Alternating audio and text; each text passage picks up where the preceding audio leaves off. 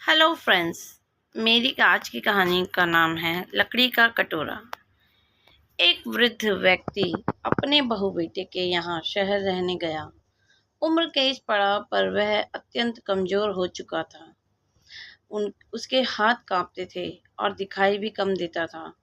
वो एक छोटे से घर में रहते थे। पूरा परिवार और उसका 4 वर्षीय पोता एक साथ डिनर टेबल पर खाना खाते थे।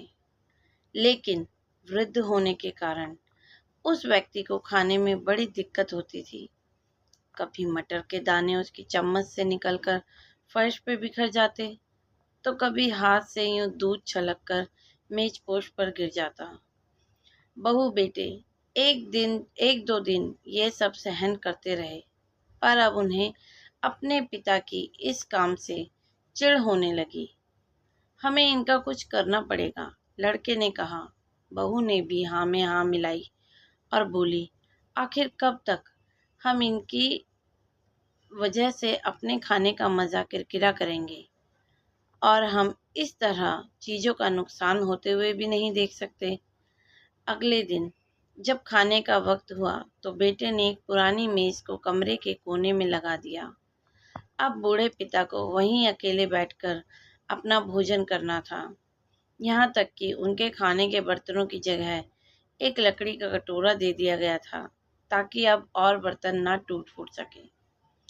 बाकी लोग पहले की तरह ही आराम से बैठकर खाते थे, और जब कभी कभार उस बुजुर्ग की तरफ देखते तो उनकी आंखों में आंसू दिखाई देते। यह देखकर भी बेटे बहू का मन नहीं पिघलता। वो उनकी छोटी से छोटी गलती पर ढेरों बातें सुना देते। वहाँ बैठा बालक भी यह सब बड़े ध्यान से देखता रहता और अपने अपने में मस्त रहता। एक रात खाने से पहले उस छोटे से बालक को उसके माता पिता ने जमीन पर बैठकर कुछ करते हुए देखा। तुम क्या बना रहे हो? पिता ने पूछा। बच्चे ने मासूमियत के साथ उत्तर दिया, अरे, मैं तो आप लोगों के लिए एक लकड़ी का कटोरा बना रहा हूँ, ताकि जब मैं बड़ा हो जाऊं तो आप लोग इसमें खा सके। और वह पुनः अपने काम में लग गया।